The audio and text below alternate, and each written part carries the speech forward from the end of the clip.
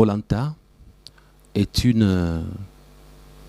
je dirais en même temps, c'est une émission, c'est un jeu télévisé, mais également, donc c'est une émission, un jeu télévisé et une télé-réalité. Et je regarde énormément Koh animé par Denis Brognard, vous le français, ainsi que vous qui habitez les DOM, les TOM, les départements d'outre-mer, les territoires d'outre-mer, Guyane française, l'île de la Réunion, l'île Maurice, Polynésie française, Guadeloupe, Martinique, les Antilles, vous qui parlez créole, en tout cas le monde francophone, vous des Canada, Québec, Toronto, bref, partout dans le monde, même en Afrique, vous qui parlez français, vous qui aimez la France, je pense que bon nombre d'entre vous connaissent Koh Lanta. Et comme ce n'est pas un péché que de regarder Koh Lanta, parce qu'il n'y a rien de péché dedans, j'aime énormément. Et l'année passée, l'équipe de production de Koh Lanta a eu à faire 2 enregistrements de 2 saisons différentes. Et la dernière saison, le tournage avait pris fin vers fin 2019. Et c'est cette année, 2020, que le tournage de l'année passée, la dernière en tout cas, a commencé à être diffusé. Et dans cette dernière saison, baptisée Les 4 terres, que nous avons fait connaissance d'un aventurier du nom de Bertrand Kamel, un aventurier qui a ému plusieurs. Il avait de la niaque, il avait du courage, il était ambitieux, il avait du talent. Nous l'avons beaucoup apprécié comme candidat. Et malheureusement, pour nous qui aimons Koh Lanta, arrivé au mois de septembre, nous apprendrons qu'il a eu un cancer de pancréas. Et que de la date où on avait tourné Koh Lanta en 2019 à la date de sa mort, il s'est écoulé, je pense, moins d'une année. Ça devait être 9 ou 10 mois. Autrement dit, pendant qu'il tournait Koh Lanta, pendant qu'il jouait, il s'amusait, il allait nous quitter 9 ou 10 mois après. Koh Lanta vient de finir, d'ailleurs aujourd'hui même que je vous parle. Nous venons de regarder la dernière partie. Et Bertrand Kamel est parti, vous le savez. Bertrand Kamel, vous qui l'avez aimé, vous qui aimez Koh Lanta, vous savez de quoi je parle. Vous qui n'aimez pas, c'est pas grave. Alors pourquoi un pasteur parlerait-il de Koh Lanta? Comme j'ai dit au départ, c'est un jeu télévisé, c'est une télé-réalité, c'est une émission. Ce n'est pas un péché que de regarder Koh Lanta, parce qu'en tant que serviteur de Dieu, la Bible dit, comme Paul l'a dit, est-ce que la nature elle-même ne vous enseigne-t-elle pas? Dieu me parle énormément au travers de la nature, les événements, les informations. Nous, enfants de Dieu, nous sommes sensibles à l'Esprit de Dieu et nous écoutons Dieu nous parler de plusieurs manières. Alors, lorsque j'ai regardé, la mort de Bertrand Kamel m'a fait très très mal. Un jeune homme qui atteignait 30 ans, qui avait beaucoup d'ambition, qui avait beaucoup de projets et qui a vu sa jeunesse lui être ravie par la mort, qui s'est vu surprendre par un cancer à la phase terminale. Il n'a jamais su qu'il avait un cancer. De la première fois qu'on lui annonçait qu'il avait un cancer, c'était juste pour qu'il nous quitte quelques mois après. Frères et sœurs, c'est pourquoi j'ai intitulé Koh Lanta plus Bertrand Kamel, ou bon, on écrit Kamal, mais on lit Kamel. J'ai intitulé Koh Lanta plus Bertrand Kamel plus la mort égale point d'interrogation. Parce que vous allez voir que ces 3 choses qui se trouvent dans mon titre seront exploitées par moi aujourd'hui pour que je vous donne de bénédictions spirituelles qui peuvent vous aider, vous, dans votre vie, pour bien finir votre course, vous chrétiens, avec Jésus-Christ. Parce que ces jeux télévisés que j'aime beaucoup, le jour où j'ai appris la mort de Bertrand Kamel, je suis resté longtemps pensif. C'est là où j'ai réalisé la grandeur de l'amour de Dieu, l'expression de sa grâce, et que le souffle de vie est une grâce.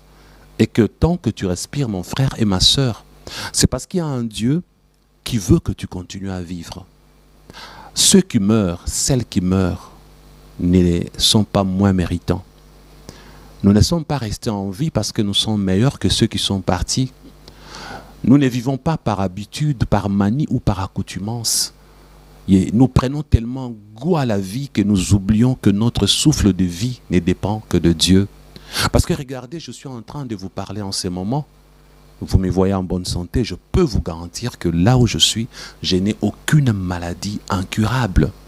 Mais il peut se faire que 9 mois après, vous apprenez que Pasteur Christian est parti. Parce que 9 mois après, on vous dirait que non, il y a eu quelques semaines, on lui a diagnostiqué un cancer du type 3, phase terminale. Donc, la vie n'est pas une garantie. On n'a aucune assurance parce qu'on mange des légumes, on fait les sports, qu'on vivra longtemps. Nous avons vu les sportifs partir à fleur d'âge. Nous avons vu les jeunes gens qui mangeaient légumes, qui s'est préservé, qui faisaient du sport partir précipitamment. Il y a des gens obèses qui n'ont rien respecté côté régime alimentaire. Ils sont restés obèses et sont morts un peu plus tard. Ils sont morts vieux. Frères et sœurs, ce n'est pas une garantie que de manger des légumes, ce n'est pas une garantie que d'éviter le sucre pour ne pas attraper le diabète. Il n'y a aucune garantie pour rester en vie. Et frères et sœurs, aujourd'hui, il n'est pas question du païen ou du chrétien. Parce que regardez bien, nous sommes tous des créatures de Dieu. Nous ne sommes pas tous enfants de Dieu. Mais en tant que créature de Dieu, je me rends compte que Dieu permet que le païen meure. Et Dieu permet également que le chrétien meure. Et si vous regardez bien, nous mourrons tous de la même manière. Il n'y a pas une façon glorieuse de mourir pour un chrétien. Il n'y a pas une façon malheureuse de mourir pour un non-croyant.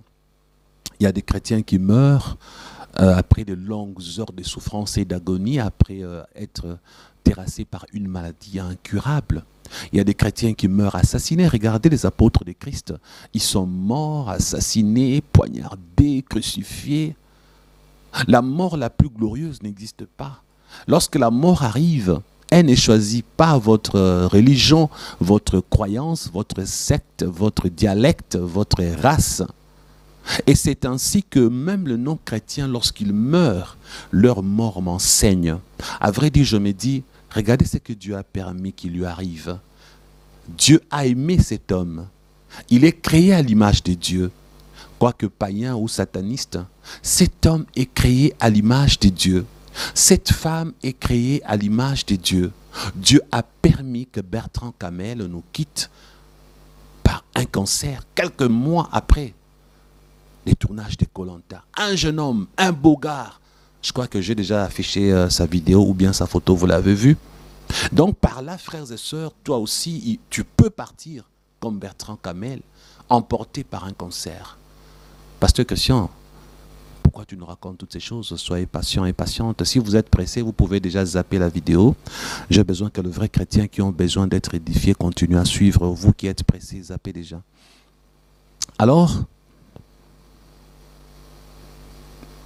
la mort de Bertrand Kamel m'a touché parce que dans ma vie, j'ai vécu, j'ai expérimenté plusieurs départs, des gens que j'aimais beaucoup,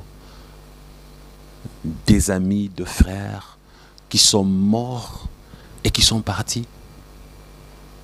Et c'est ainsi que je me rends compte, j'ai dit Seigneur, maintenant que je suis en train de parler, je ne sais pas combien de jours il me reste. D'ailleurs, il y a eu un homme dans la Bible qui a dit à Dieu, apprends-moi à compter mes jours. S'il a demandé à Dieu de lui apprendre de compter ses jours, parce que il faut que nous fassions des jours, des vivres qui nous restent, que nous utilisions ces jours-là pour la gloire de Dieu.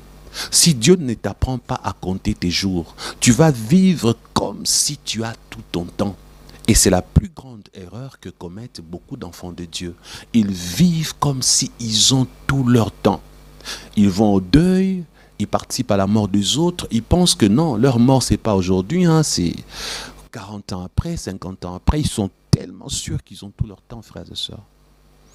Alors aujourd'hui, j'aimerais vous dire que seul Dieu connaît les jours de votre départ. Et comme la mort n'annonce pas, comme la mort nous tombe dessus, comment, quand vas-tu mourir? Vous savez, un jour, il y a eu dans un cimetière une belle tombe.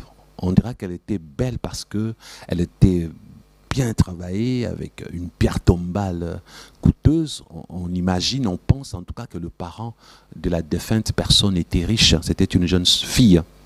Et cette jeune fille, à fleur d'âge, était morte. Elle était très jolie. Sa photo était mise là.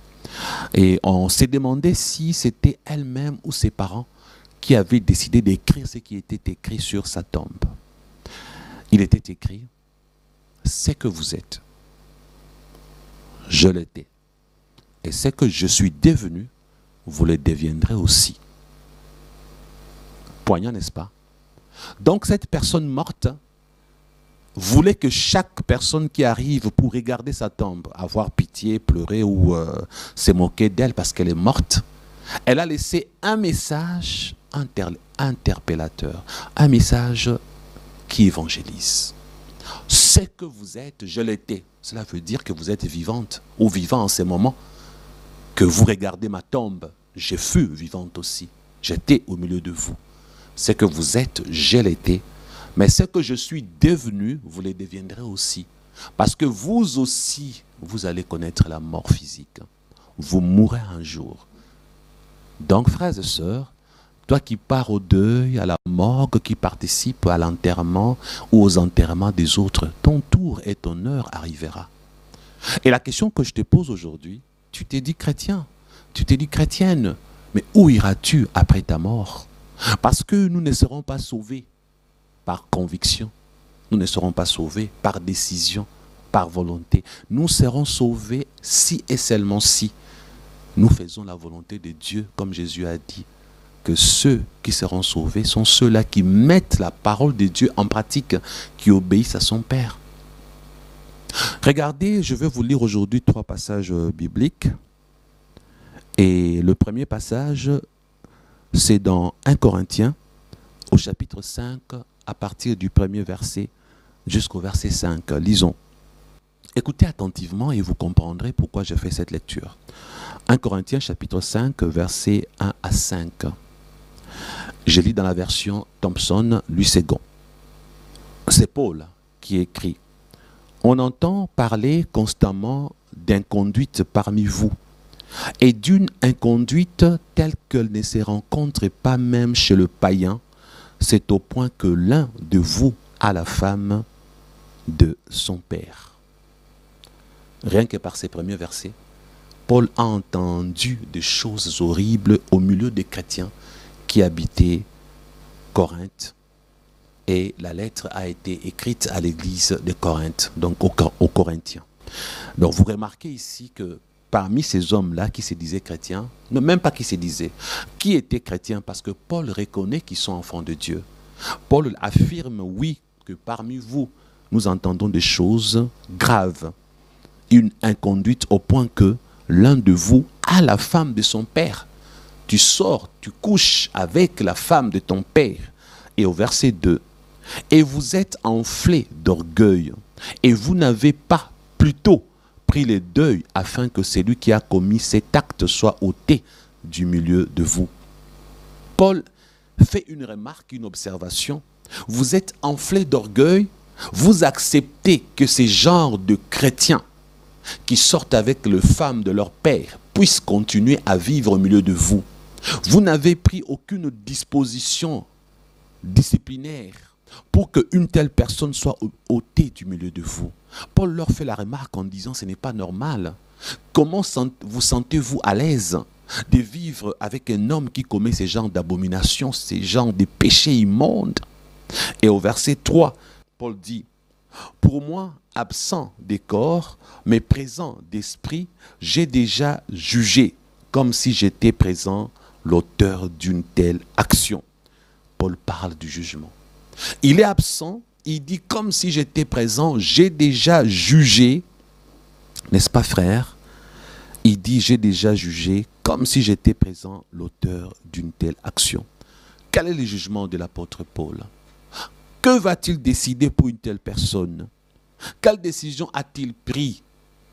Alors découvrons d'abord le verset 4, avant de lire le dernier verset 5 que nous avons choisi.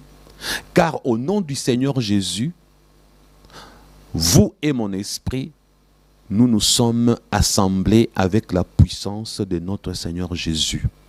Il précise qu'il est en esprit avec eux et qu'ils sont unis par l'Esprit de Dieu, l'Esprit de Christ.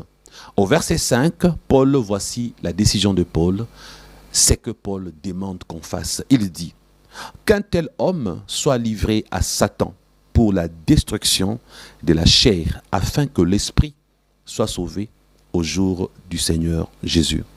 C'est pourquoi j'avais dit que si vous n'êtes pas chrétien, zappez cette vidéo, elle ne vous concerne pas. Je m'adresse qu'aux vrais chrétiens, ceux qui ont besoin d'apprendre. Frères et sœurs, en donnant cet exemple, Paul dit, si au milieu de vous, il y a des gens qui vivent dans le péché et qui créent le scandale, ne soyez pas enflés d'orgueil. N'acceptez pas que de telles choses se commettent au milieu de vous. Parce que Paul a dit au verset 1er, des choses qui ne se font même pas chez le païen. Oui, frères et sœurs, nous le chrétien là, nous commettons certains péchés que certains païens ne commettent pas. Nous faisons parfois certains scandales. Nous sommes parfois coupables et auteurs des choses innommables, indicibles, inacceptables et insupportables. Et Paul ici dit la décision qu'une telle personne soit livrée à Satan pour la destruction de la chair, la mort physique. C'est par l'apôtre Paul que nous avons découvert une chose. Il y a de ces chrétiens et de ces chrétiennes qui subiront des morts subites. Ils seront frappés des morts physiques par Satan. Mais la décision de leur mort ne viendra pas de Satan. Parce que Paul dit ici que nous, humains que nous sommes, chrétiens et serviteurs de Dieu, nous avons le pouvoir de livrer à Satan un frère, une sœur, qui commet des péchés immondes, de péchés graves qui salissent l'image de Christ, qui insultent la sainteté divine. Paul montre et il dit, après leur avoir fait des remarques, il leur dit, il fallait pour vous ne pas accepter ce genre de choses. D'ailleurs, voici la solution. Livrez à Satan une telle personne pour que Satan tue son corps. Et Paul a parlé que l'âme ou l'esprit soit sauvé au jour. Je relis pour vous. Qu'un tel homme soit livré à Satan pour la destruction de la chair, afin que l'esprit soit sauvé au jour du Seigneur Jésus. Donc quand Jésus reviendra dans sa gloire, après le jugement dernier, ce que Dieu va faire, Dieu va accepter que ces chrétiens ou cette chrétienne qui avait été livré à Satan, sa chair, son corps a été tué par Satan. Parce que la personne a été livrée à Satan, Satan aura l'autorisation spirituelle de détruire cette personne. Maintenant, comme c'était un chrétien, une chrétienne, la décision de livrer cette personne à Satan, c'est pour sauver son esprit. C'est pour que la personne, après sa mort, n'aille pas en enfer. C'est pour dire que, comme elle vient de commencer dans ces genres de péchés, comme la personne est encore sauvable, si je peux le dire, n'attendons pas à ce que la personne s'enfonce. Livrons-le à Satan. Livrons-la à Satan. Et regardez ce qui se passe. Lorsque un vrai chrétien qui a commencé à pécher, à sortir avec la femme de son père, à coucher avec le chien, le chat, un chrétien commence à faire des péchés graves. Si vous le laissez comme ça, le diable va les supprimer à un moment inattendu pour faire d'une pierre deux coups. Ce que le diable va faire, il va provoquer un accident grave, une mort subite, pour que si la personne meurt, en même temps, il tue son corps et il gagne son âme pour la perdition éternelle. Donc bien des fois, nous chrétiens oisifs, lorsque nous laissons certains d'entre nous vivre dans le péché et continuer à vivre dans le péché, nous les aimons, nous disons, bon, il a qu'à faire ce qu'il veut, le salut est individuel. Nous le perdons. C'est pourquoi l'apôtre Paul dit, n'acceptez pas de perdre vos frères et vos sœurs. Quand vous trouvez que quelqu'un commence à se perdre, sauvez son esprit en les livrant à Satan pour que Satan détruise sa chair. Si je vous l'ai dit aujourd'hui, c'est parce que plusieurs fois, j'ai vu mes amis serviteurs de Dieu mourir des morts vraiment subites, des morts qui m'ont fait mal. J'ai vu des chrétiens que j'aimais, des personnes avec lesquelles j'étais attaché s'en aller. Et j'ai demandé à Dieu, mais qu'est-ce qui se passe? Pourquoi des serviteurs, des servantes meurent de cette façon? J'avais un cœur brisé, je pleurais, je me sentais mal. C'est alors que le Seigneur m'a donné cette réalité biblique par l'apôtre Paul. Un jour, le Seigneur m'a dit, Christian, tu ne peux pas aimer un être humain plus que moi, son créateur. Tu ne peux pas aimer un homme et une femme plus que moi, son créateur. J'aime ces gens plus que toi. La douleur que tu ressens après leur mort physique doit être adoucie par la bonne nouvelle que Paul t'annonce. Il y a de ces personnes-là, si vous n'acceptez pas que ces personnes soient frappées des morts physiques par Satan, leur esprit sera perdu parce qu'ils mourront dans le péché. Si Satan décide de tuer quelqu'un, Satan ne décidera que le jour où tu pèches, tu n'as pas le temps de te convertir, de te repentir. Il te tue dans l'état du péché pour que tu sois perdu. Mais lorsqu'une personne est livrée à Satan par des serviteurs de Dieu, lorsqu'une personne est livrée à Satan par le chrétien, dans leur prière, ils demandent à Dieu que cette personne soit sauvée, mais que son corps soit livré à Satan pour que la vie terrestre lui soit ôtée. Alors qu'est-ce que Dieu va faire? Dieu va s'arranger à ce que lorsque Satan va détruire cette personne physiquement, lorsque les sorciers vont manger cette personne par le fétiche, ils vont faire leurs choses pour tuer cette personne. Lorsqu'un assassin va l'assassiner, bref, peu importe les types de morts que la personne offerte, comment on appelle ça, livrée à Satan va subir, Dieu va s'arranger pour que cette personne ne décède pas dans le péché.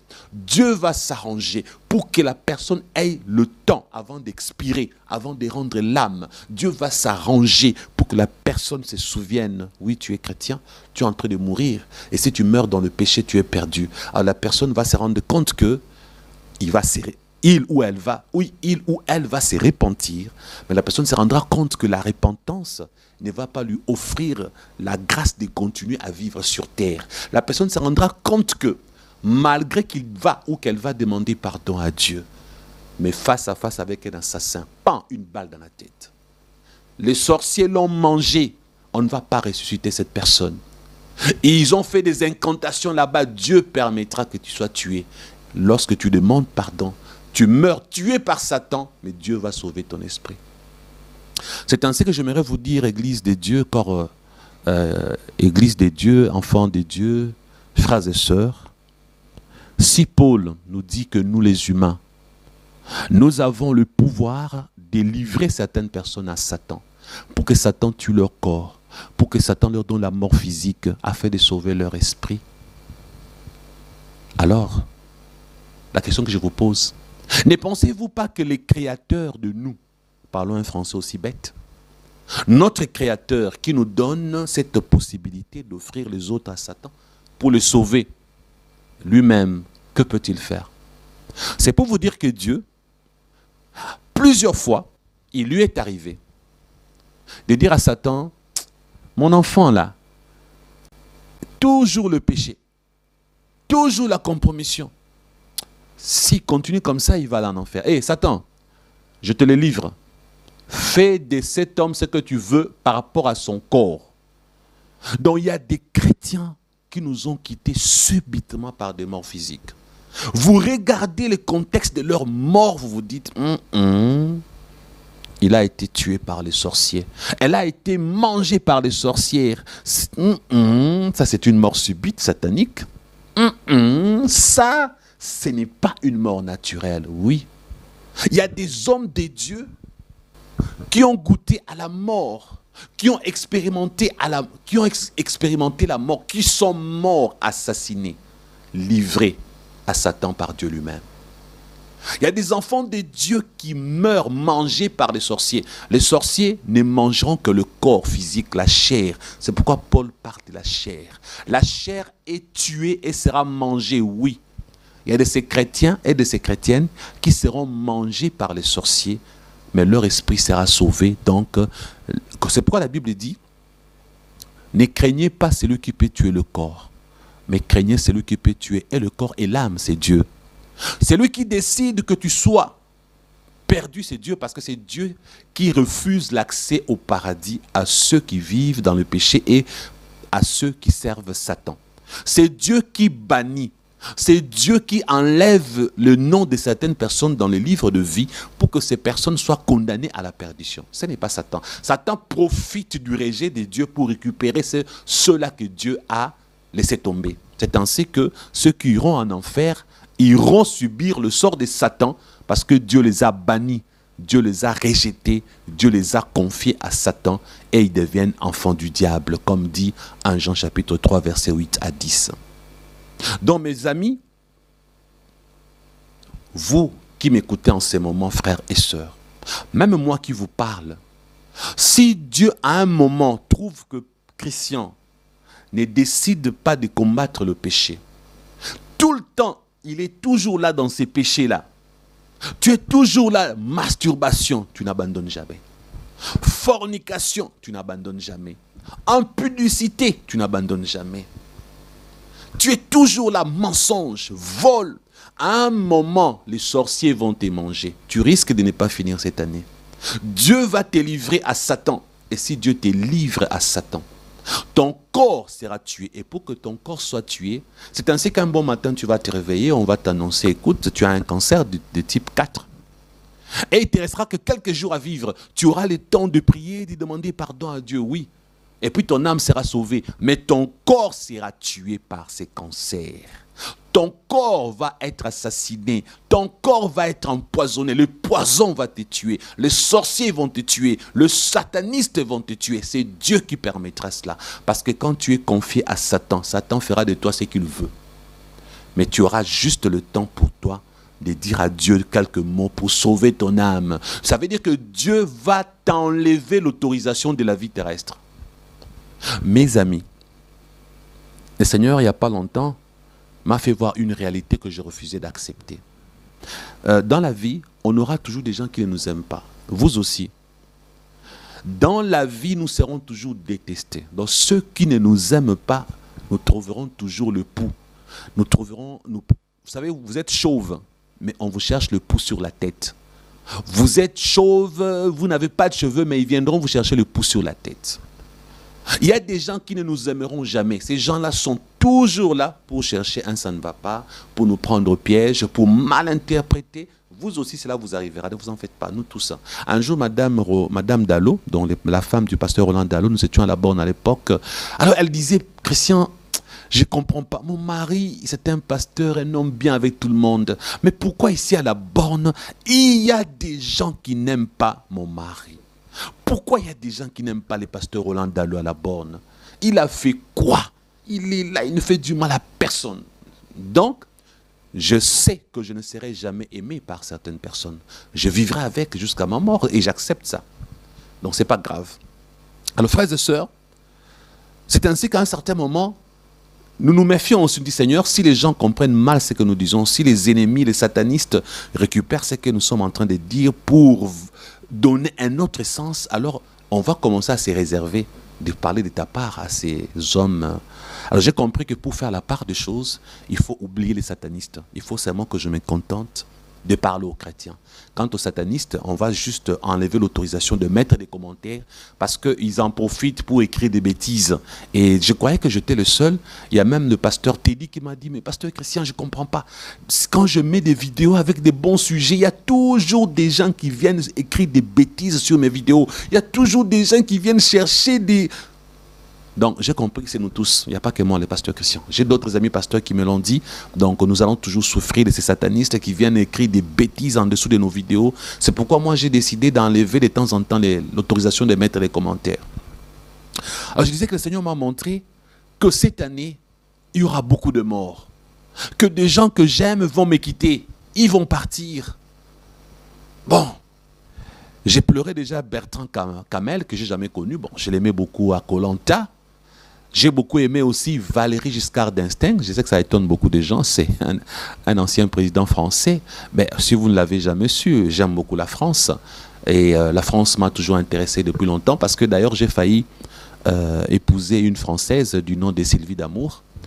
Et c'est par cette Française que j'avais dit non, je n'épouserai plus une Française parce que vous savez, je devais faire un choix de rester homme de Dieu parce que épouser une Française, c'est aussi abandonner la foi chrétienne. C'est parce qu'elle voulait m'amener sur un chemin vraiment qui n'allait pas glorifier Dieu. Bref, c'est une parenthèse que je ferme rapidement. Je l'avais ouverte sans votre autorisation. Donc Valéry Giscard d'Estaing, c'était un président que j'ai beaucoup aimé. Bon, il n'était pas chrétien, j'ai aimé en tant qu'être humain par rapport à ses valeurs. Et vous savez bien qu'il était président à 74 pour 7 ans. À l'époque, il y avait les septennats. Il a fait les 74 jusqu'en 81. Il a fait 7 ans au pouvoir. Et après, c'est Mitterrand qui va gagner et qui sera président pendant 14 ans, de 81 jusqu'à 95. D'ailleurs, quand Mitterrand va finir ses 2 mandats, nous aurons, vous savez bien qu'à 94, disons à 95, quand il y a eu les élections, il y a Chirac qui s'est retrouvé face à Lionel Jospin. Et Chirac a gagné les élections. Et puis 7 ans après, en 2002, Chirac va battre encore... non, je pense que Chirac a fait 2 mandats comme Mitterrand, bref. Et puis, le septennat sera changé en quinquennat. Je crois que Chirac avait fait 14 ans aussi comme Mitterrand, à moins que je ne me trompe. En tout cas, c'était de 95, de 95 à 2002. Et puis de 2002 à 2009. Et quand Chirac va finir ses 2 mandats, nous aurons les présidents Sarkozy. Après Sarkozy, il y aura François Hollande. Après François Hollande, il y aura Emmanuel Macron. Donc, vous voyez, j'ai le schéma en tête depuis Valéry Giscard d'Estaing. Donc, vous voyez, il est resté et il a vécu 5 successions. Donc, après sa présidence, lui, Valéry Giscard d'Estaing, il a vu Mitterrand, Chirac, Sarkozy, n'est-ce pas, François Hollande, Emmanuel Macron.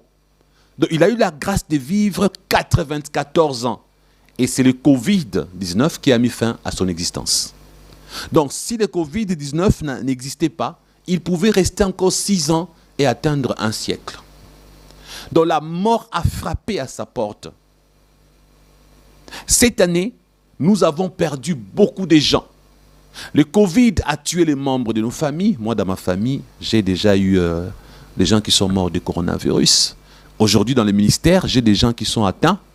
J'ai 3 personnes qui ont le coronavirus aujourd'hui, le virus du corona. D'ailleurs, on prie Dieu que ces 3 personnes ne puissent pas mourir. La mort est une affaire de tous. Dans quelle situation vas-tu mourir? Dans quelles conditions? Pourquoi vas-tu mourir? Alors écoutez-moi attentivement. Les hommes politiques meurent, les chrétiens meurent. La mort, c'est une histoire de tout le monde, chrétien ou païen. La question que je te pose quand tu vas mourir, où vas-tu partir? Parce que si tu n'as pas le temps de confesser tes péchés, si Dieu ne te fait pas grâce, tu risques de mourir dans le péché et une fois de l'autre côté, tu ne sauras pas revenir. Vous savez, c'est aujourd'hui même qu'on m'annonce la mort de quelqu'un de ma famille, la petite sœur de mon père. La petite sœur de mon père, l'unique membre de la famille de mon père en dehors de moi qui servait Dieu. Parce qu'il n'y a que moi qui suis serviteur de Dieu dans la famille de mon père. Et la deuxième personne fut la petite sœur de mon père, sœur Angèle. Je vous ai parlé d'elle un jour où quand je prêchais, je disais qu'elle s'appelait Boupela, parce que dans ma famille, il y a un mélange des swahiliphones et de Luba. Dans les swahiliphones et lubaphones dedans, donc voilà, il y a un mélange. Elle s'appelait Boupela, je vous parlais d'elle, je disais qu'elle avait même changé le nom, parce que ça signifiait quelque chose de pas bien. J'en parlais lorsque j'étais avec la sœur Dorcas. Et aujourd'hui, vous savez, mon épouse et moi, avec notre enfant, nous sommes partis la voir à 4 reprises parce que je l'aimais beaucoup. C'est une servante de Dieu. Elle avait déjà son église. Elle servait Dieu. Alors, elle craignait Dieu. Elle était dans les ministères aussi du combat. Disons, elle était aussi dans les combats spirituels. Elle chassait beaucoup de démons. Elle priait pour le malade. Les gens venaient chez elle pour la délivrance. Et aujourd'hui, une de mes petites sœurs m'appelle. pour m'annoncer sa mort. Je l'aimais énormément. Cette tante qui n'avait pas atteint 60 ans, qui n'était que dans la cinquantaine. Et lorsqu'on m'a raconté comment elle est morte,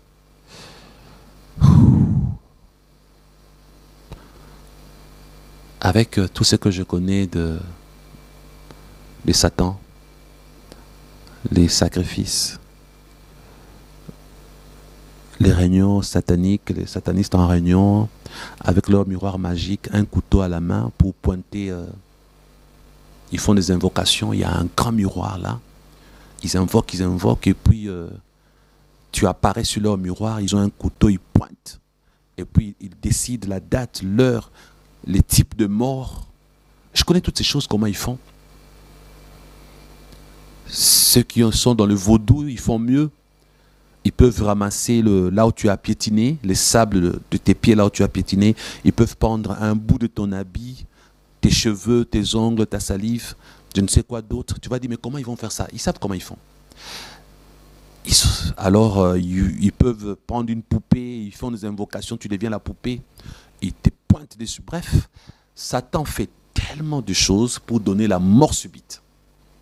Et comme je connais ces choses, la mort de ma tante, c'est une mort orchestrée par Satan. Donc, si Dieu me donne le courage, je vous raconterai les détails un autre jour. Je dis, mais Seigneur, elle te servait. Non, mais elle te servait, Seigneur. Elle s'est occupée de beaucoup de cas. Elle a chassé beaucoup de démons. Tu l'as utilisée pour délivrer. Elle est morte sans être malade. À peine elle se réveille. Un matin, je ne me sens pas bien. Bon, l'hôpital, c'est quoi? Bon, un peu de malaria. Vous savez, en Afrique, tout le monde a la malaria. Même celui qui fait le sport, qui joue le football, là, en train de courir, il a la malaria. On peut avoir 2+, on n'a pas de symptômes. On peut avoir 1+, on vit. Même quand c'est négatif, on te dit, on te donne quand même le traitement. En Afrique, aujourd'hui, l'absence de malaria dans l'examen du microscope, cela ne veut pas dire que tu n'as pas la malaria. Même tel que je suis là, si je ne vais pas faire l'examen, on me dira que j'ai le palou, la malaria. Et puis quand sa fille me raconte, grand frère, vous savez, ça me fait très mal, excusez-moi. C'est d'ailleurs à cause de ça que j'ai décidé de faire cet enregistrement pour pouvoir vous aider. Parce que vous aussi, vous allez mourir un jour. Moi aussi, j'ai mourrai un jour. Parce que la mort, c'est pour tout le monde. J'ai voulu vous édifier parce que j'ai pleuré ma tante. J'ai dit, Seigneur, tu as permis qu'elle s'en aille. J'ai commencé à me poser la question. Peut-être que dans la vie privée, elle vivait dans un péché que Dieu connaissait. Alors Dieu a dit à Satan, écoute, prends-la. Comme Paul a dit ici. Peut-être que Dieu l'a livré à Satan. J'ai dit, mais Seigneur, il fallait que tu me le dises. J'aurais dû me préparer. J'ai tellement mal dans mon cœur de la perdre, cette servante de Dieu, je vous assure. J'ai dit, mais dans la famille de mon père, il y a des satanistes. Dans la famille de mon père, il y a des gens de mauvaise vie. Ils vivent dans le péché. Pourquoi ce n'est pas l'un d'eux qui part? C'est ma tante servante de Dieu. Alors j'ai compris. Peut-être aussi que elle ne vivait pas dans un péché qui a énervé Dieu. Dieu ne l'a pas livré à Satan. Dieu lui-même a dit, bon, écoutez, c'est ton temps, viens. Parce que moi-même, je vous ai dit plusieurs fois que j'ai dit à Dieu, ne permets pas que je meure à l'hôpital. J'ai tellement souffert. Je suis là, je ne tiens plus debout. Je suis devenu un légume avec des respirateurs partout, avec des sondes. On essaie de m'intuber. J'aime pas qu'on m'intube. Seigneur, ne permets pas que je meure dans l'eau, accident par le feu. Je sais que Satan a ce genre de projets contre moi, bon, parce que Satan, je ne lui appartiens pas de toutes les façons. Ce n'est pas lui qui décide. J'ai dit à Dieu, je t'appartiens.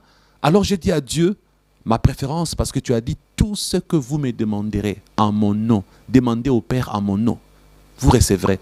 J'ai dit au Père Céleste, au nom de Jésus, prends-moi dans mon sommeil. Ça, c'est une mort subite. Donc, à vrai dire, le pasteur Christian a demandé à Dieu une mort subite. Parce que j'ai dit à Dieu, je dors, tu me prends dans mon sommeil. Offre-moi ces cadeaux. Et puis j'ai dit à Dieu, ne me prends pas malade, vieilli, comme les autres, ils aiment vieillir, fatigués, malades, ne tenant plus debout. J'ai dit à Dieu, prends-moi quand tu veux, mais prends-moi avec la force physique, prends-moi dans mon sommeil. Alors j'ai dit à ma femme, le jour où Dieu me prendra, je dors, je ne me réveille plus. Heureusement que vous êtes déjà au courant, donc si pareille chose arrive, vous vous souviendrez que je vous en avais parlé. J'ai dit à ma femme, si vous m'amenez à la morgue, après la morgue, directement l'enterrement. Ne mettez pas mon corps quelque part pour que les gens viennent rendre hommage au pasteur Christian. Et surtout, ne m'amenez pas de fleurs. J'en ai pas besoin. Si vous avez des fleurs à me donner, donnez-moi maintenant que je suis vivant. Envoyez-moi vos fleurs. Si Dieu me prend, je n'ai pas besoin de vos bouquets de fleurs. Si vous voulez faire quelque chose pour moi, après mon départ, faites quelque chose pour ma femme et mon enfant. C'est tout. Vous voulez donner de l'argent, envoyez à ma fille, envoyez à ma femme, votre mari est mort, nous vous soutenons, nous vous envoyons un peu d'argent. Il n'avait pas voulu qu'on lui offre des fleurs, alors nous envoyons l'argent, des fleurs, prenez, ça va vous aider. Ça, vous pouvez le faire. Mais le fleur, je n'en ai pas besoin. Et une chose, ne dites pas surtout que son âme repose en paix. Parce que vous savez, aujourd'hui, quand quelqu'un meurt dans le péché, j'entends toujours dire que son âme repose en paix. Désolé. Pour ceux qui meurent dans le péché et celles qui meurent dans le péché, leurs âmes ne reposent jamais en paix. Ceux qui meurent et celles qui meurent dans le péché, ils sont tourmentés dans le séjour de mort. Ils ne sont pas en paix. Ce n'est pas parce que vous dites, vous leur souhaitez que leurs âmes reposent en paix, que leurs âmes reposeront en paix. C'est vraiment de la moquerie. Et moi, personnellement, si Dieu me prend, d'ailleurs de mon vivant, je suis déjà en paix. Même si physiquement je souffre, je suis toujours en paix. Malade, toujours en paix. Manquant l'argent, toujours en paix. Attaqué, acculé par Satan, toujours en paix. Parce que Christ a dit, je vous offre ma paix, pas comme le monde donne.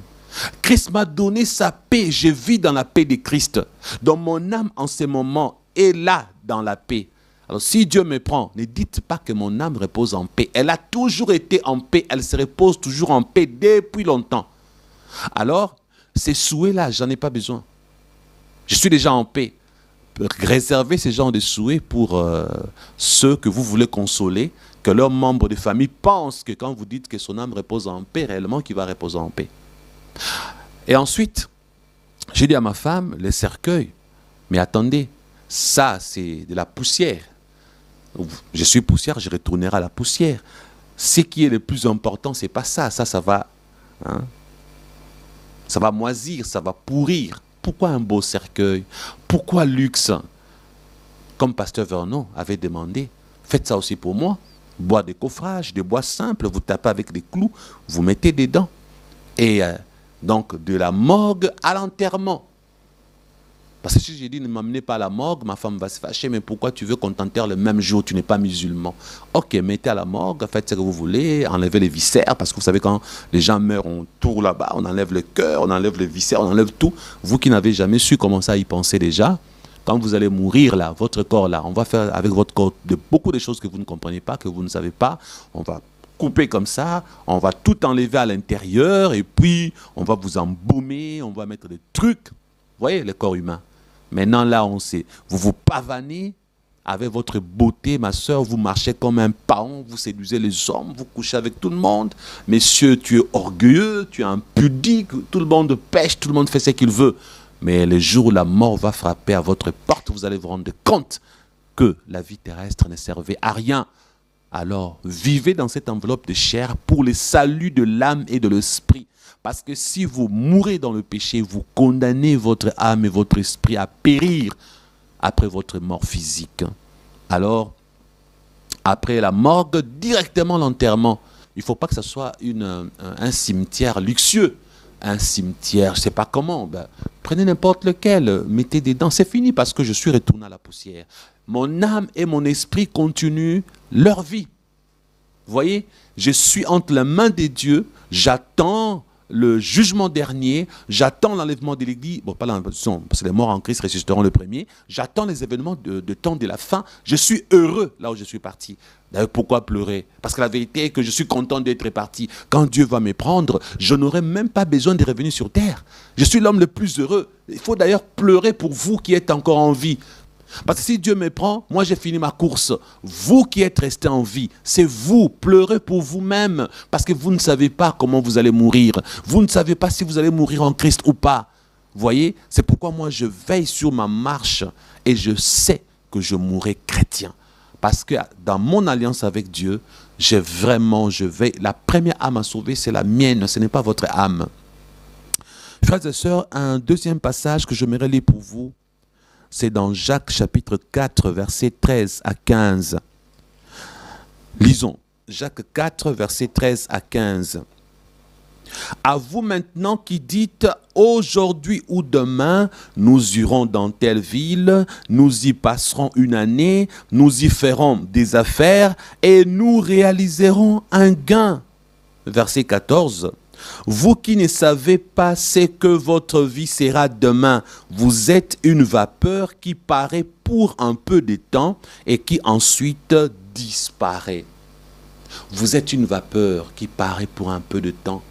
Vous qui dites, demain, je serai à New York. Après-demain, je vais me marier. Je veux faire telle chose, telle autre. Demain, je ferai. Il y a des gens qui sont remplis des projets, mais qui oublient la mort. La Bible que nous lisons, vous allez voir la suite du verset que je vais lire pour vous. La Bible que nous lisons nous enseigne que la mort fait partie de l'existence humaine. Beaucoup de gens ont le projet de la vie. Les projets de vivre, de faire X et Y, mais ils n'ont pas le projet de la mort physique de leur départ. Normalement, un être humain chrétien doit avoir des projets de l'existence, la vie. Parce que dans cette existence, il y a la vie et la mort. Donc il faut que tu aies des projets pour vivre, faire ceci, te marier, avoir une grande entreprise et en même temps avoir un autre projet, ta mort. Si je meurs, qu'est-ce qui va se passer? Sécurise ta femme, sécurise tes enfants. Il y a des chrétiens qui sont morts subitement. Ils ont des comptes en banque dans 4 banques. Personne ne connaît. Et personne n'ira vérifier. Cet argent est parti comme ça. Il y a des chrétiens qui meurent subitement, frappés par une mort subite. L'héritage, les enfants qui sont petits n'auront pas leur succession parce que les oncles, les tantes, ça c'est en Afrique surtout, viendront tout prendre. Parce que le chrétien en question pensait qu'il était immortel, il n'a pas préparé sa mort. La mort doit être préparée. Voilà pourquoi ici Jacques dit, à vous qui dites, demain j'irai dans telle ville, je ferai telle chose, voici tel projet. Écoutez ça, je sais que Jacques nous dit, au verset 14, il dit déjà, vous qui ne savez pas ce que votre vie sera demain. Parce qu'à vrai dire, tu as des projets pour demain. Tu n'es pas sûr de vivre demain. Ton assurance de vivre demain est une assurance idiote. Parce que ta vie est entre les mains de Dieu. Dieu peut décider et dire à Satan, prends-le, tue-le. J'ai besoin qu'il meure. Physiquement, tue-le. Parce que j'ai besoin que son âme vienne ici dans mon royaume. Ou alors, comme il est dans le péché, tue-le, récupère son âme, mets-le dans le feu là-bas. Oui, Dieu fait ce genre de choses. C'est pour cette raison, frères et sœurs, vous allez comprendre la suite du verset. Jacques dit, vous qui ne savez pas ce que votre vie sera demain, vous êtes une vapeur qui paraît pour un peu de temps et qui ensuite disparaît. Pourquoi? Parce que le verset 15 dit, vous devriez dire au contraire, si le Seigneur le veut, nous vivrons et nous ferons ceci ou cela. Parce que ma soeur, mon frère, tu ne vis pas parce que tu veux. Tu ne vis pas parce que tu es beau ou belle.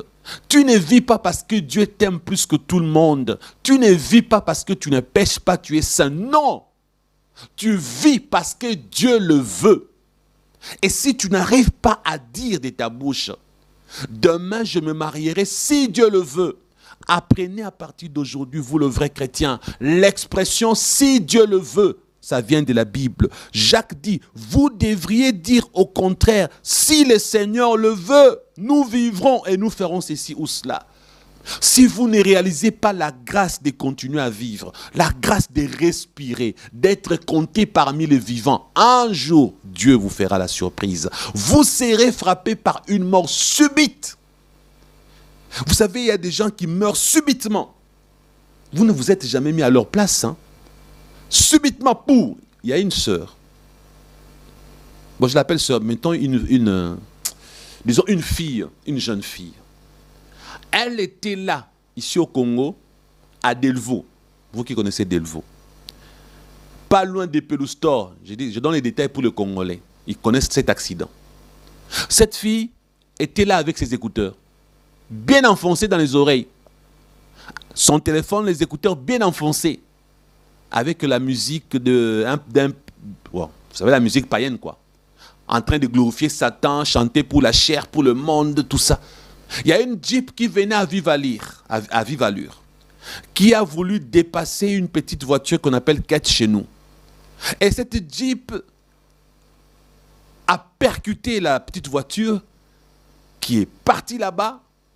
Et il y a eu des motards, les gens se sont cassés les jambes. Et cette Jeep a décidé le chauffeur, parce que quand il a cogné la petite voiture, en face de lui, il y avait une remorque stationnée. Le chauffeur s'est dit, si je fonce sur la remorque derrière, je vais m'écrabouiller, ce sera ma mort. Or, à côté, il y avait le bord de la route, et il y avait une jeune fille, la jeune fille dont je vous parle, avec ses écouteurs, en train de... la musique du monde là. Et il préfère préserver sa vie, n'est pas foncer en dessous de la remorque, mais par contre ramasser la jeune fille qui marchait, parce qu'il venait derrière la jeune fille lui tournait le dos. Les gens qui assistaient à la scène, parce qu'à côté il y avait un magasin, je connais bien ces magasins, je partais parfois là-bas au pressing pour mes habits, alors c'était, vous voyez, vitré, baie vitrée terrible. Et la jeune fille, tout le monde a vu la Jeep en train de venir. Et tout le monde criait, attention, attention derrière toi, attention derrière toi, attention. Il y a eu au moins, je pèse bien le mot, plus d'une minute. Presque 2 minutes, parce que la Jeep venait à distance. Donc elle venait à vive allure, mais il y avait encore une grande distance entre là où était la jeune fille et là où d'où la Jeep venait. Les gens criaient à peu près 1 minute, je pense et demie, je ne sais plus. Fais attention derrière toi. Alors elle était là, elle regarde les gens en train de parler, comme elle n'entendait rien à cause de la musique là. Comme elle n'entendait rien, elle se disait, mais ce n'est pas à moi que ces gens sont en train de parler, ce n'est pas à moi, peut-être c'est à quelqu'un d'autre. Alors elle a continué. Les gens criaient, personne ne pouvait venir l'aider, parce que si vous venez vers elle pour l'aider, vous serez tamponné au même moment qu'elle. Alors les gens se sont contentés de rester à distance et de crier, fais attention. Elle n'a rien entendu. La Jeep est venue derrière elle. Boum! La Jeep l'a ramassée. Vous savez, quand la Jeep la ramasse comme ça, pan! Elle est montée, elle est descendue où? Dans la baie vitrée. Alors là, à l'intérieur de la baie vitrée, le verre se sont cassés et puis un verre lui a sectionné. Et la gorge ouverte, elle a saigné, elle est tombée. Elle s'est réveillée le matin avec beaucoup de projets. Mais vous, chrétiens, si c'est une musique du monde qu'elle écoutait là, bon, pas si, parce que vous savez, son téléphone, tout le monde est venu récupérer son téléphone avec ses effets, on a écouté la musique qu'elle écoutait. Mais la question que je vous pose, quelqu'un qui écoute par exemple la musique du monde avant sa mort, où part-elle après sa mort? Il n'y a pas de dessin. Il n'y a pas de dessin. La musique du monde, c'est l'inspiration du diable, avec tout le fétiche, ces gens qui vont dans le loge, avec les démons qui accompagnent cette musique. Après ta mort, tu te retrouves perdu à jamais. Mais c'est une créature de Dieu. Frères et sœurs, elle s'est réveillée le matin avec beaucoup de projets et elle avait droit à la vie. Le chrétien mérite la vie. Le païen mérite aussi la vie. Personne ne mérite la mort. Tout le monde a droit à la vie. Mais regardez, à la seconde, si elle pouvait se retourner, elle pouvait sauver sa vie. Alors si c'était les satanistes qui ont écrit les scénarios de sa mort, alors ils ont prévu qu'elle joue de la musique, qu'elle enfonce profond les écouteurs pour que la Jeep ne la rate pas. Parce que ce scénario est souvent bien détaillé dans le monde de Satan lorsqu'on fait les sacrifices. Et si c'est Dieu qui a autorisé, alors cette sœur est morte dans le péché. De toute façon, parce que même le païen, quand il meurt, c'est Dieu qui permet. Satan n'a créé personne. Même quand Satan tue le païen, c'est toujours sur la voie de ce qu'on appelle la volonté permissive de Dieu. Donc, Satan tue cette sœur, elle meurt dans le péché. Elle va où? Elle avait le projet le matin. Peut-être à son petit ami, il avait rendez-vous demain. Je vous ai raconté un jour cette histoire. Il y avait un homme qui sortait avec une sœur qui chantait à la chorale à l'église. Tout le monde savait qu'elle était spirituelle, elle était sainte. Tout le monde savait. Alors, mettons que c'est aujourd'hui. Aujourd'hui, elle couche avec son petit ami, toujours de l'église aussi. Ils couchent ensemble parce que c'est comme ça qu'ils vivaient. Ils font le sexe, ils font leur péché. Et puis à son retour à la maison, accident, elle meurt. Quand tout le monde a appris, demain à l'église, les jours de l'enterrement, le pasteur arrive, le pasteur qui prêche, bien-aimés frères et sœurs, vous savez, vous connaissez notre sœur, comment elle craignait Dieu, elle chantait à l'église, elle adorait, elle faisait la gloire de Dieu, ne vous inquiétez pas, elle est partie au ciel, tout ça, elle aime Dieu, patati et patata. Les messieurs qui couchaient avec elle a fait seulement comme ça. Lui, il savait qu'elle venait. Comment nous avons connu l'histoire? Parce que c'est lui qui en a parlé. J'ai couché avec elle quelques heures avant son accident mortel. C'était une vie courante. Il le faisait beaucoup. Maintenant, le frère qui est resté, lui, se répand. Il n'a pas voulu un jour mourir dans le péché. Il se répand en dévoilant la vie de la sœur. Donc parfois les gens qui meurent, vous pensez qu'ils sont sauvés. C'est pourquoi j'ai toujours dit qu'il y aura 3 grandes surprises quand nous serons dans le royaume de Dieu. La première surprise sera ta joie. Une fois au ciel, tu dis, ah Jésus merci, enfin je suis sur terre. Comme Paul avait dit, le mal que je ne veux pas, c'est ce que je fais. Le bien que j'aime là que je veux, c'est ce que je ne fais pas. Misérable que je suis, qui me délivrera? Tu vas dire, enfin Jésus, merci de m'avoir délivré. Enfin, tu m'as pris, enfin, je suis sauvé. Ça, il y aura 3 grandes surprises. C'est la première merveilleuse surprise, ton propre salut. La deuxième surprise, une fois que tu es au ciel, bon, tu vas chercher ton pasteur, tu vas chercher ton ex-sataniste que tu croyais chrétien et serviteur de Dieu, tu vas chercher ta maman, ton enfant. Jésus t'annonce, celui-là n'était pas un vrai chrétien. Celle-là n'était pas une véritable servante de Dieu. Tu seras là, tu tiens la tête, mais Jésus ne me dit pas ça. C'est lui qui m'a parlé de Jésus. C'est lui qui m'a aidé à être converti. Il m'a montré la sainteté. Jésus va te dire, il ou elle n'était qu'un panneau indicateur. Il te montrait le chemin, mais lui-même n'arrivait jamais à destination. C'est ce que Jésus va te dire. La deuxième grande surprise, tu seras déçu de ne pas voir tes amis chrétiens, les autres personnes que tu estimais, ton père spirituel, ta mère spirituelle, je ne sais qui, ne pas être avec toi dans le royaume de Dieu. Ça, c'est la deuxième grande surprise. La troisième grande surprise, tu arrives là. Quoi? Le président Mobutu au paradis. Quoi? Hitler Adolphe au paradis. Ce ne sont que des exemples. Hein. Parce qu'il y a des gens que nous avons connus comme des pécheurs, des malfaiteurs, des assassins. Mais nous n'avons pas été là le jour de leur mort. Vous n'étiez pas là quand le président Mobutu mourait au Maroc. Qui était là le jour où il rendait l'âme? Si avant sa mort, il a mis de l'ordre, il a mis sa vie en ordre. Vous allez me dire, mais pasteur Christian, les ex-satanistes ont dit, ils ont vu Mobutu en enfer avec les cadenas. Mes amis, seule la Bible est la vérité infaillible. Le témoignage, ce n'est pas la parole de Dieu. Aujourd'hui, les faux ex-satanistes vous disent qu'ils ont vu Alain Moloto en enfer. Il y a eu des témoignages comme ça. Nous avons vu Alain Moloto en enfer. Nous avons vu, il y a beaucoup de pasteurs qu'on a cités qui sont en enfer. Qui vous dit que tous ces témoignages sont vrais? Moi, je vous annonce, vous les véritables chrétiens, mettez votre confiance dans la Bible, la parole de Dieu.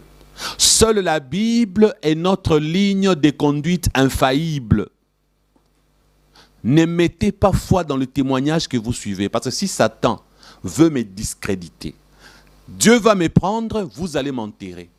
Satan va dire à un sataniste, fais semblant de te convertir. Va témoigner contre moi. Dis-leur que tu as vu le pasteur Christian en enfer. C'est ainsi qu'en me discréditant, vous qui allez rester, vous allez dire, nous ne suivrons plus le... Il a laissé beaucoup de vidéos sur YouTube, il a peut-être écrit des livres, il a beaucoup enseigné. Pourquoi suivre le pasteur Christian? On vient de témoigner qu'on l'a vu en train de souffrir en enfer avec les cadenas sur la gueule. Parce que Satan, c'est ce qu'il fait. Il prend un sataniste qui fait semblant de se convertir, il va vous dire, j'ai vu Alain Moloto en enfer, pasteur Christian en enfer, pasteur Vernon en enfer, XY en enfer, et vous allez croire. Maintenant, vous allez suivre qui? Il ne va vous rester qu'à suivre eux, les ex-satanistes, parce que vous allez dire, bon, comme ils étaient avec Satan, ils sont meilleurs. Maintenant, si ils sont faux, et souvent ils sont faux, ils vont vous faire gober que les démons, Satan, et vous allez rester remplis de Satan. Et après votre mort, vous vous retrouvez perdu. Alors mettez votre confiance quand la parole de Dieu qui est écrite dans les saints livres. Alors je continue à vous dire que vous serez surpris de retrouver certaines personnes censées aller en enfer, les retrouver au ciel. C'est ça les trois grandes surprises. C'est pourquoi Jacques dit, ne soyez pas sûrs, sinon vous êtes une vapeur. Vous qui pensez que vous réaliserez vos projets, Jacques dit, vous êtes une vapeur. Cette vapeur qui apparaît un court instant et ensuite disparaît. Vous devriez dire au contraire, si le Seigneur le veut. Chrétiens, arrêtez de dire que tu vas faire, je veux faire.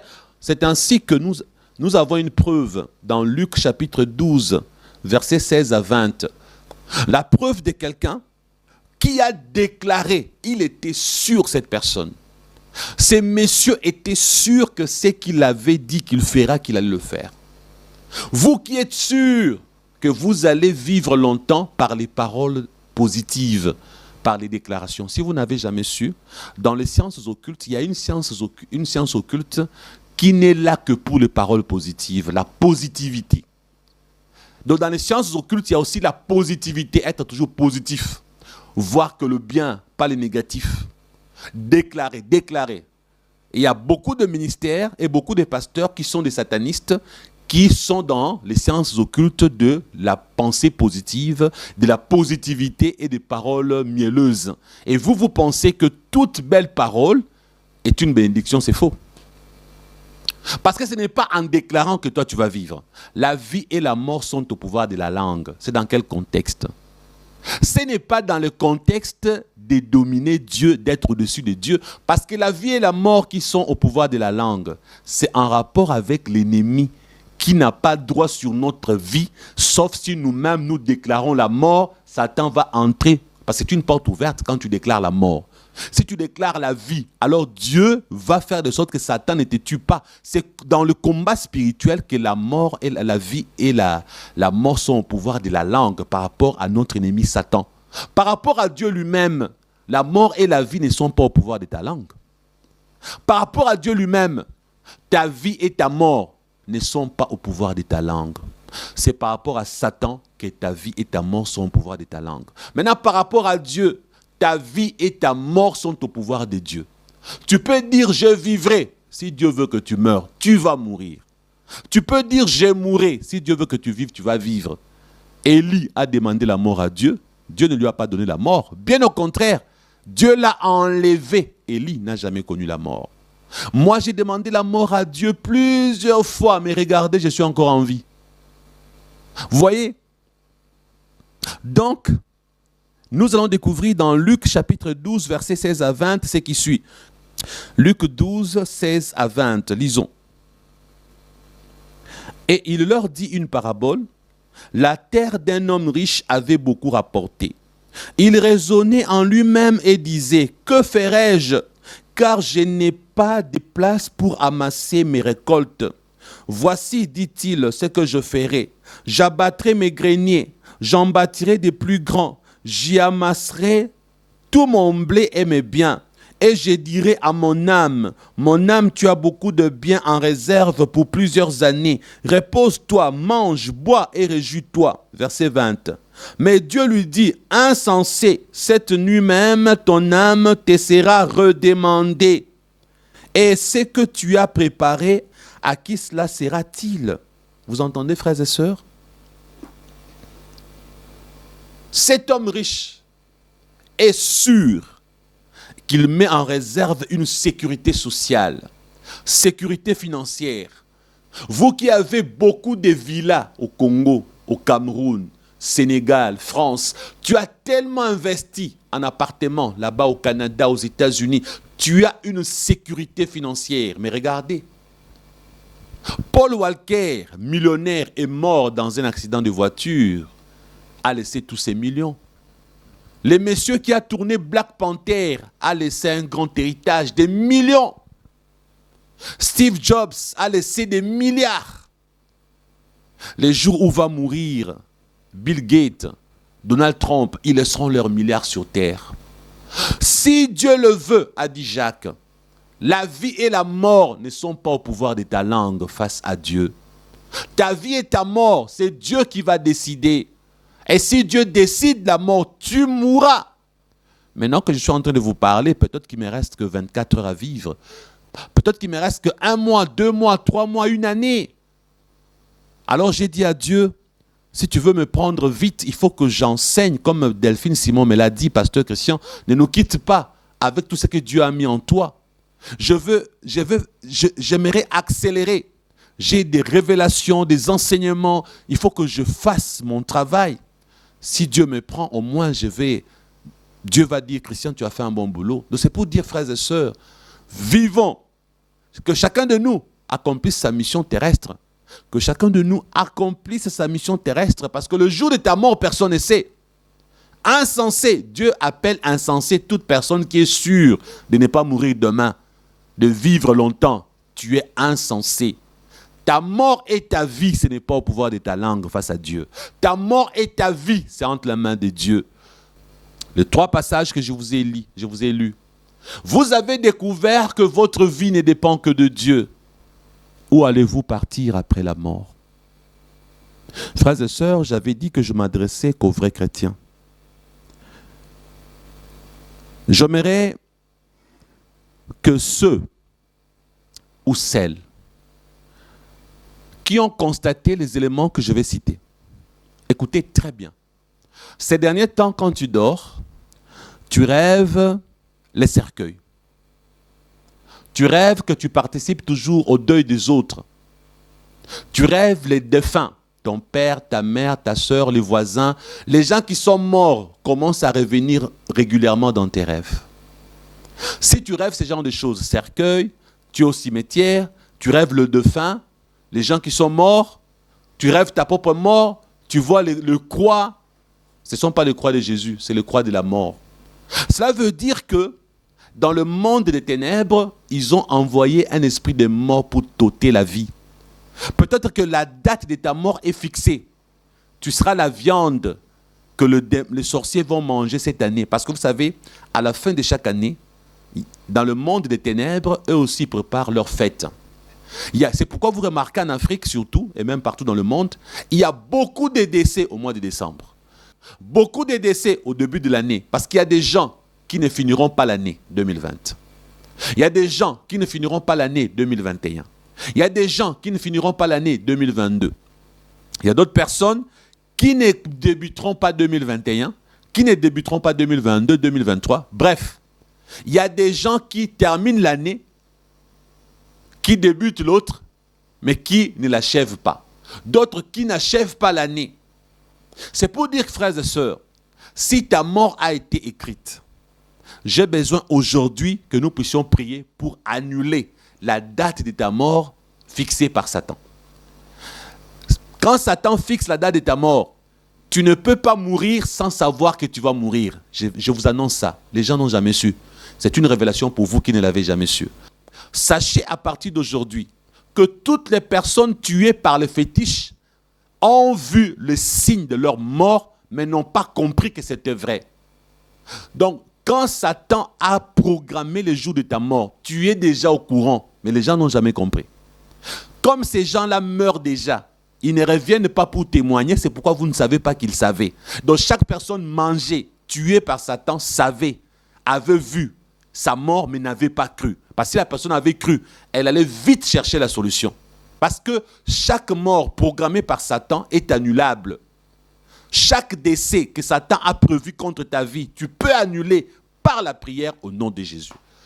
Alors frères et sœurs, vous qui avez aussi remarqué une chose, ces derniers temps dans vos rêves, on vous mord par les serpents.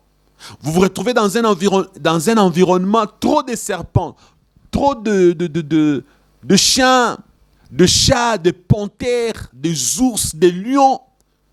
Oh, c'est le lion de la tribu de Juda. La Bible parle de Satan qui est un lion rugissant qui cherche qui dévorer. Donc le lion que tu rêves là, ce n'est pas le lion de la tribu de Juda. C'est le lion rugissant qui cherche à te dévorer. Tu rêves, on t'est mort par un chien, on t'est mort par un serpent. C'est aussi le venin mortel. C'est aussi les signes que ta mort est proche. Quand ça vient à répétition. Vous qui avez rêvé ce genre de choses, ce n'est pas fini. Quand on programme votre mort dans le monde des ténèbres, on ouvre aussi, on aiguise vos 5 sens. Parce que, vous savez, quand on meurt, le corps est enterré. C'est l'âme qui va aller griller dans le séjour de mort. Pourquoi l'âme de l'homme riche, quand Jésus raconte son histoire avec le pauvre Lazare, pourquoi cet homme riche a dit « j'ai soif » ? Parce que l'âme aussi a les 5 sens, le toucher, l'odorat, l'huile, les goûts, tous ces 5 sens que vous connaissez. Donc lorsque on veut te tuer, on va aiguiser les 5 sens de l'âme. C'est ainsi que les yeux de l'âme et les yeux de l'esprit commenceront à voir les choses surnaturelles. À un certain moment, tu commenceras à dire, mais tu dis aux gens, ah, vous l'avez vu? Qui? On a vu qui? Ah, mais j'ai vu quelqu'un qui vient de passer. J'ai vu un animal qui était là. Je viens de voir une maison qui est apparue ici. J'ai vu X et Y. Quand les gens vous répondent, nous n'avons rien vu. Faites attention déjà. Parce que vous voyez là que les autres ne voient pas. On a aiguisé vos sens spirituels parce qu'on prépare votre mort. C'est ainsi que votre âme commence déjà à entrer en contact avec le monde spirituel. C'est ainsi que votre esprit a des ouvertures au niveau de la chair pour que la chair ait la capacité, par vos yeux physiques combinés avec les yeux de l'âme, de commencer à voir le monde des ténèbres de Satan. C'est ainsi que de temps en temps, vous voyez des apparitions. Là, c'est pour la vue, parce que la vue fait partie des 5 sens. Il y a aussi les oreilles, donc, lui. Vous commencerez à écouter le voix des démons. Il y a des gens qui vous disent, mais j'entends le voix. Mais moi, je n'ai rien entendu. Vous n'avez pas entendu à quelqu'un qui a crié là-bas. On vous dit, mais nous, on n'a rien entendu. Quand tu entends le voix, les gens te parlent, ça sonne là, tu entends le cri, je ne sais quoi. On t'appelle et que personne n'entend. Fais attention, tu vas mourir bientôt. Souvent, ce sont les signes de l'esprit de mort de quelqu'un à qui la date de la mort est déjà fixée. Il y a eu la vue, tu vois trop maintenant, et pas seulement la journée. Parfois, maintenant, tu dors, tu rêves maintenant beaucoup, et tu commences à avoir des visions. Tu te vois dans un monde sous-marin, tu es sur le nuage nébuleux, tu commences tellement à voir des choses que tu ne voyais pas avant. Fais attention. Peut-être que tu es déjà sacrifié, tu vas mourir. Maintenant, là, c'est la vue, les oreilles. Tu entends les démons te parler, les choses étranges. Fais attention. Les toucher. Tu sens des chaleurs, des bouffées de chaleur. On te dit non, tu as 55 ans, madame, c'est le début de la ménopause. C'est pas toujours ça. Non, peut-être que c'est la malaria, tu sens la chaleur. Petit à petit, Satan commence à te faire goûter les lames du séjour de mort. Le flamme du séjour de mort. Les flammes de feu, là où ton âme ira. Ton âme est déjà proche du séjour de mort. Le feu du séjour de mort monte déjà vers toi. C'est pourquoi tu sens la chaleur. Oui, vous allez penser que je m'amuse. Hein? C'est la vérité que je vous dis. Donc l'âme a les 5 sens comme le corps humain. L'âme commencera à sentir. Des fois même, ils viennent là, ils te piquent au niveau de l'âme. Le corps reçoit le coup. Parce que, vous savez ce qui se passe? Quand on attrape ton esprit ou ton âme, et que le serpent spirituel, qui est un démon, mord le corps de ton âme ou le corps de ton esprit, les répercussions seront dans le corps physique. Parce que tu es 3 dimensions. Toi-même, tu es corps, âme et esprit. Donc ce qu'on fait à l'esprit se répercute sur l'âme et sur le corps. Ce qu'on fait à l'âme ou à l'esprit ne se répercutera que sur ton corps physique. Quand on mord l'âme, c'est le corps physique qui aura le bleu, qui va subir le venin mortel, la maladie spirituelle. C'est ainsi que, lorsque on veut te tuer, comme on a tout programmé, ils vont un peu s'amuser. Ils vont prendre maintenant, soit on te pique, tu sens, on te pique au cou, tu te réveilles le matin avec des bobos ici, une plaie là-bas, une bleue ici. Donc tu commences à remarquer que ton corps, tu ne maîtrises plus ton corps, tu ne sens plus ton corps subit des choses que tu n'arrives pas à expliquer, que personne ne va même te croire. Vous voyez, la vue, les oreilles, même le toucher, tu sens des choses sur ton corps. Fais attention. Le goût. Mais la nourriture ici n'a pas de goût. C'est pourquoi vous voyez quelqu'un qui va mourir souvent vous dit « Amenez-moi l'œuf, amenez-moi un peu le pain. » Vous lui donnez le pain. Non, pas le pain. Bon, j'aimerais d'abord manger les dindons avec la chikwang. Et des fois, vous lui amenez comme ça, il mange bien.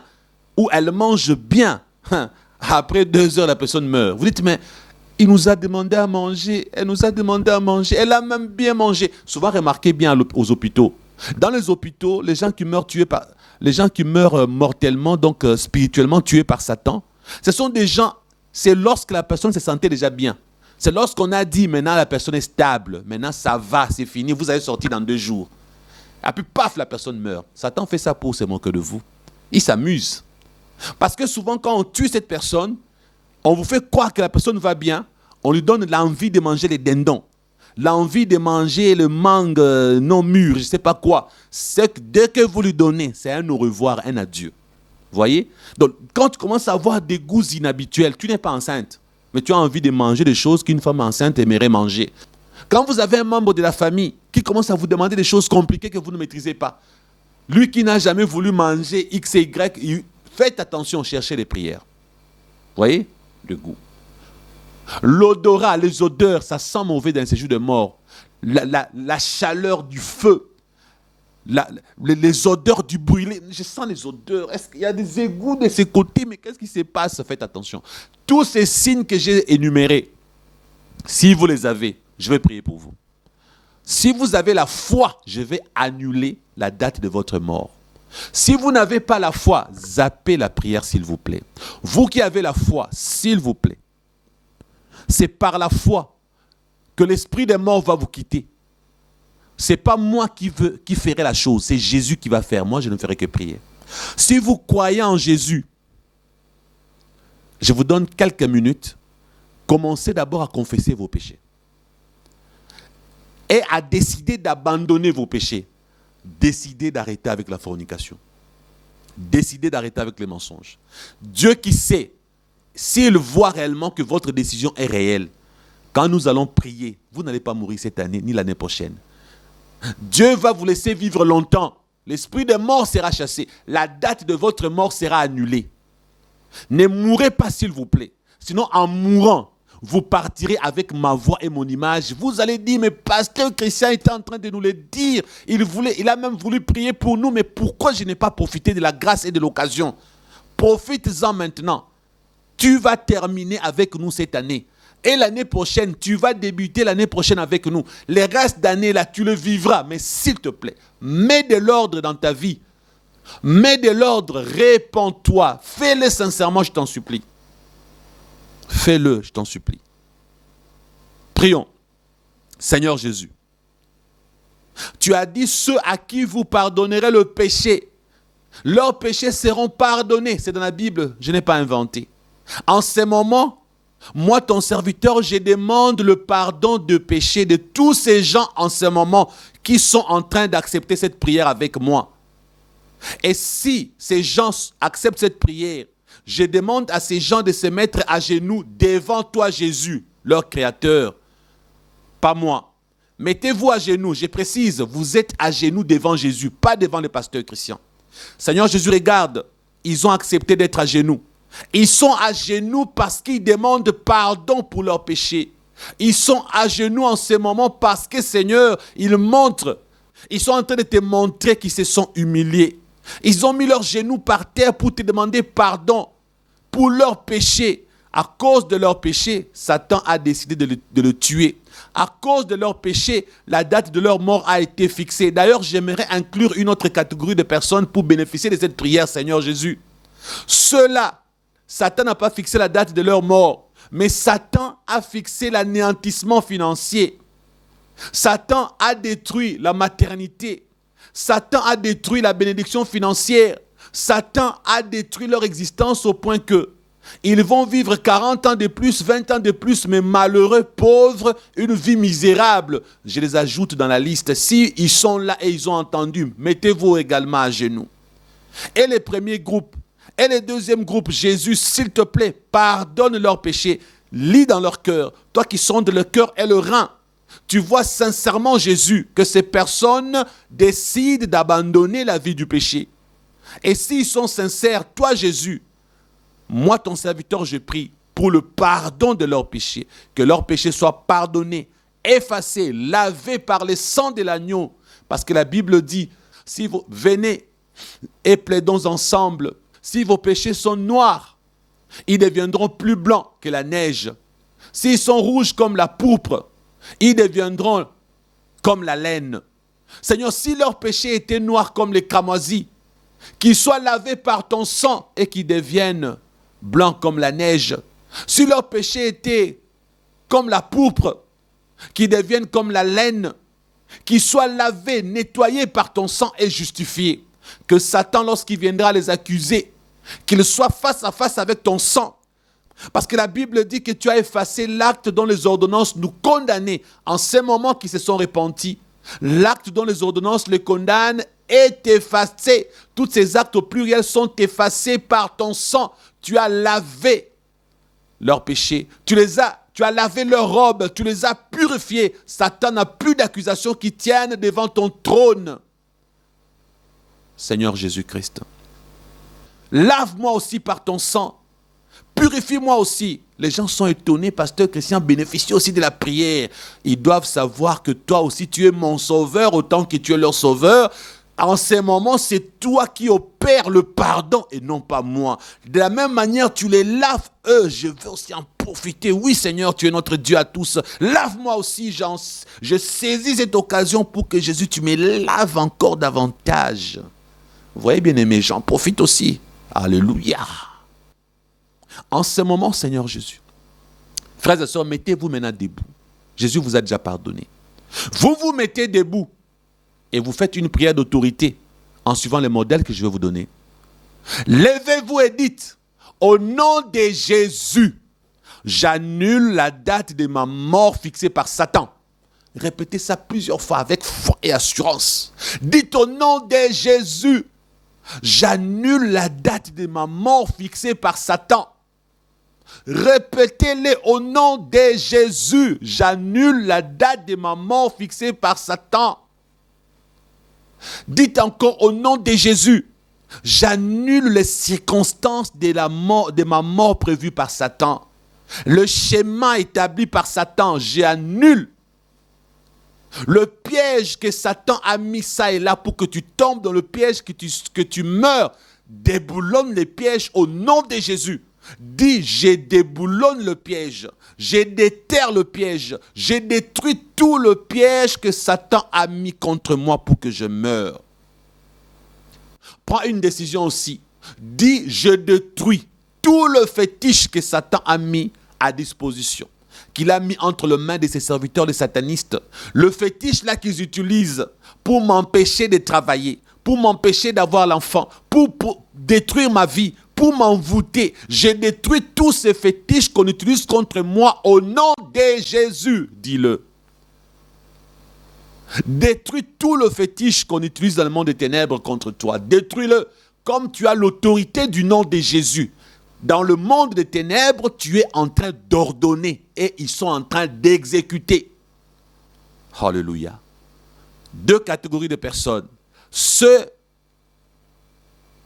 pour qui Satan a décidé la mort cette année ou l'année prochaine, maintenant ou demain, vous que l'ennemi a décidé la défaite, l'échec, détruisez le plan de Satan, détruisez le projet du diable au nom de Jésus. Ordonnez à tout le démon que Satan a envoyé à vos trousses d'être frappé d'aveuglement. Ordonnez d'être frappé d'aveuglement, qui ne vous voient plus jamais jusqu'au retour de Jésus. Ces démons-là, frappez-les d'aveuglement.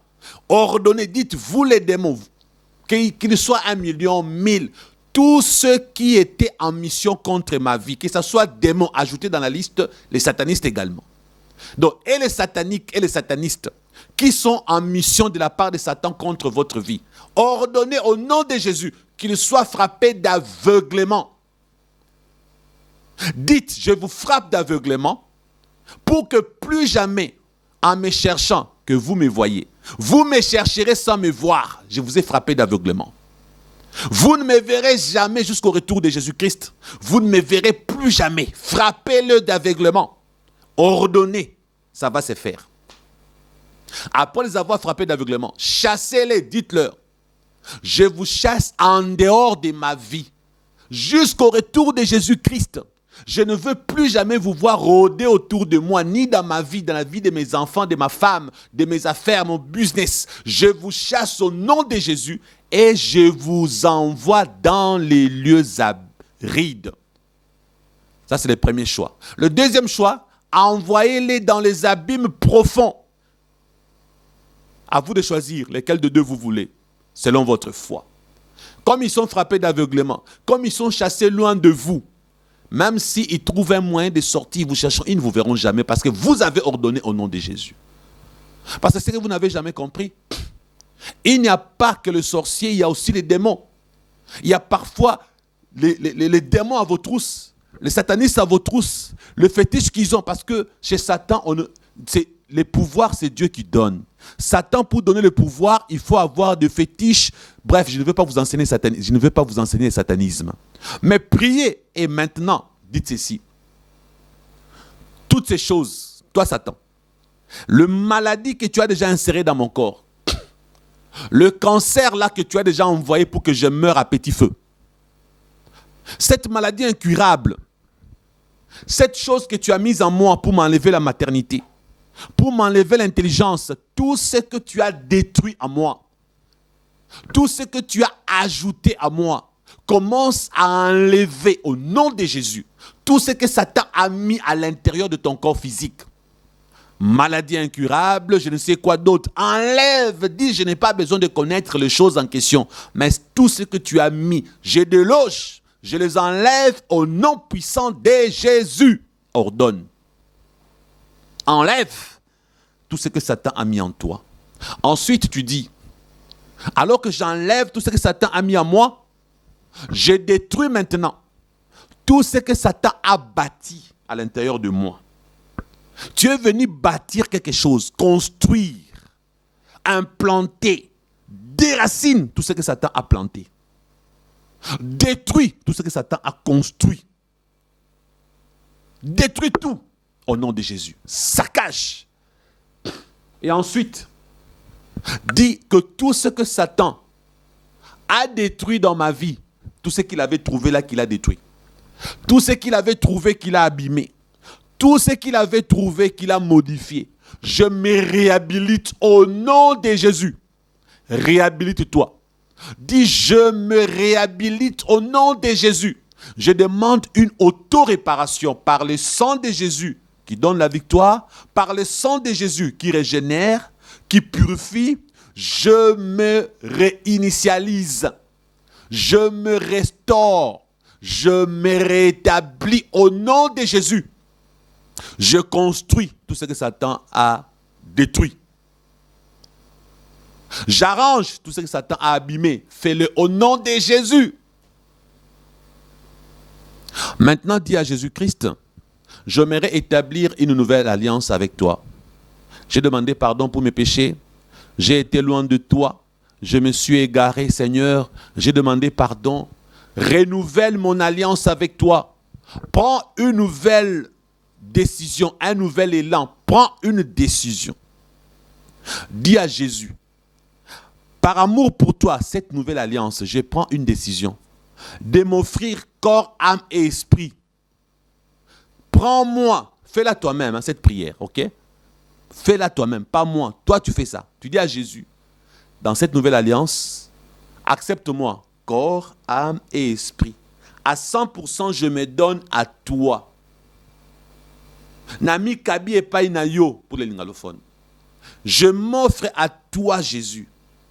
Et si tu as besoin de faire du bien à ton Dieu, tu as une offrande spéciale, tu as de l'argent, dis à Dieu, je te donne même l'argent aussi. Maintenant, toi-même, cherche un homme de Dieu que tu respectes, une servante de Dieu, si possible, un vrai orphelin, pas un orphelinat. Beaucoup d'orphelinats, ce sont des business. Cherche un vrai orphelin que toi-même tu connais. Un serviteur de Dieu sérieux, un chrétien, pas un païen. Si c'est un orphelin, un vrai orphelin chrétien, une orpheline chrétienne, une veuve, pourquoi pas? Une veuve, ok? Ou un pauvre chrétien. C'est à toi de faire le choix.